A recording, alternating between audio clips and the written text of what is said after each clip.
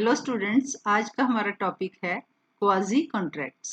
Quasi contract हम कहते किसको हैं? क्वाजी का डिक्शनरी मीनिंग होता है पार्टली और ऑलमोस्ट, और कॉन्ट्रैक्ट जैसे आपको पता है an agreement enforceable by law. तो ऐसा कॉन्ट्रैक्ट जो कानूनी तौर पर ऑलमोस्ट बन जाता है, तो ऐसे कॉन्ट्रैक्ट को हम कहते हैं क्वाजी कॉन्ट्रैक्ट। जो कॉन्ट्रैक्ट होता है उसमें क्या होता है, दो पार्टीज होती हैं, एक प्रपोजल देता है और दूसरा उस प्रपोजल को एक्सेप्ट करता है।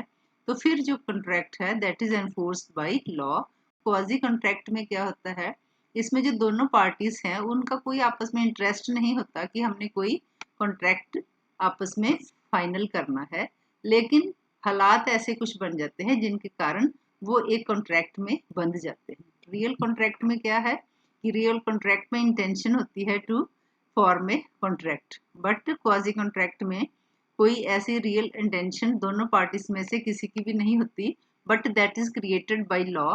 वो कानूनी तौर पर वो कॉन्ट्रैक्ट बन जाता है और फिर वो एनफोर्सेबल बाय लॉ हो जाता है। तो इसमें जो है लीगल ऑब्लिगेशन एक पार्टी की बन जाती है टूवर्ड्स द अदर पार्टी।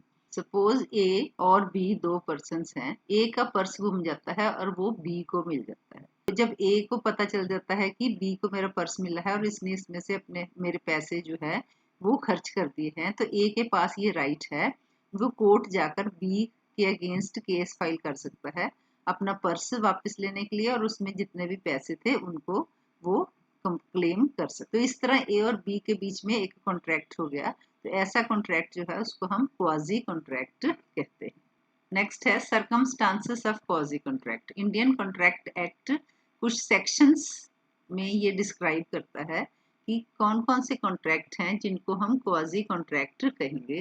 तो नंबर 1 सेक्शन 68 है। सेक्शन 68 कहता है कि कोई भी माइनर पर्सन या कोई लुनेटिक पर्सन, तो उस पर्सन को अगर फूड, क्लोथिंग, मेडिसिन या एजुकेशन पर कोई खर्चा अगर आप करते हो, तो जिस पर्सन ने वो खर्चा किया है he has the right to claim the compensation from the property of such incompetent person. Incompetent person जो है उसकी जो प्रॉपर्टी है, या जो माइनर पर्सन है, अगर एक पर्सन ने किसी माइनर कोई एक्सपेंडिचर किया है, then he has the right to file a suit for getting the compensation from the property of that lunatic or minor person.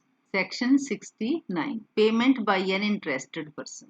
Suppose एक पर्सन, दो ए और बी दो पर्सन हैं, ए का घर है और बी उस घर में किराएदार, और जब किराएदार के पास प्रॉपर्टी टैक्स का बिल आ जाता है तो किराएदार जो है ए के बिहाफ पर म्युनिसिपल कमेटी को वो बिल पे कर देता है।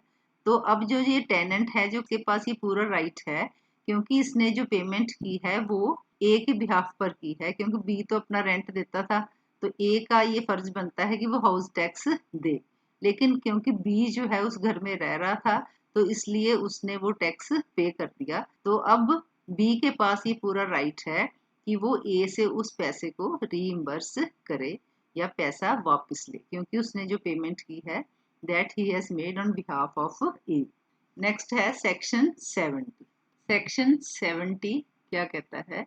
Obligation by person enjoying benefits of non gratuitous act. Non gratuitous act का मतलब है नॉट फॉर फ्री।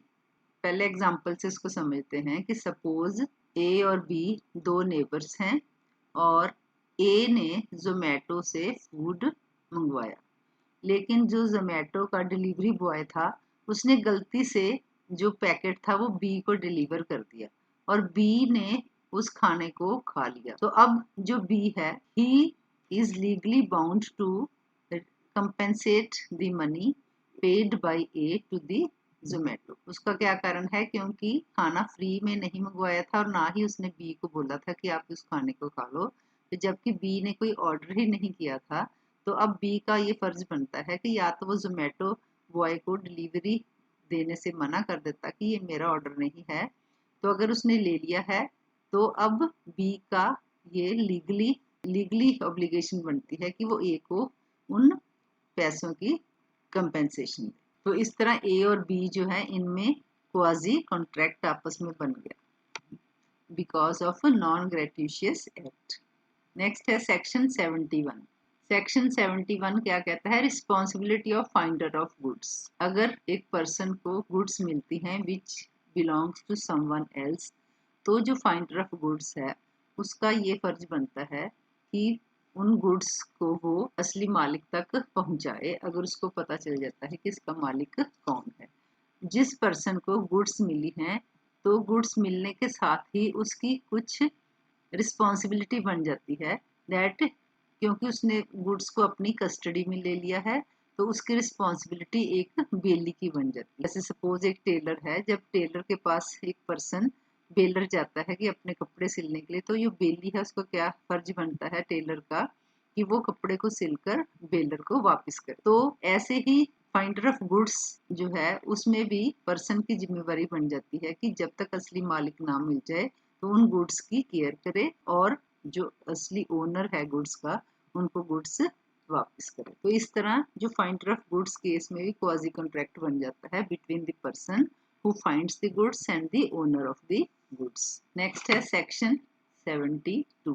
सेक्शन 72 कहता है liability of person to whom money is paid और थिंग्स डिलीवर्ड बाय मिस्टेक और अंडर कोर्शन। इसमें क्या है कि अगर बाई चांस किसी पर्सन को गलती से या वो जबरदस्ती या डरा धमका कर वो किसी और पर्सन की पैसा या गुड्स ले लेता है, तो फिर एक कॉन्ट्रैक्ट बन जाता है between the person who has taken the delivery and the owner of those goods. अगर एक्स और वाई दो नेबर्स हैं, तो जो वाई है वो एक्स की कोई गुड्स आती है, सपोज अमेजोन से एक्स ने कोई हीटर मंगवाया है, तो लेकिन हीटर जो डिलीवरी बॉय है वो वाई के घर दे देता है, तब जो वाई है इसका फर्ज बनता है कि वो एक्स को वो हीटर वापस करे। अगर बाई मिस्टेक किया है तो वो वापस करे, अगर जबरदस्ती भी इसने लिया है तो एक्स जो है he can file a suit against Y and recover the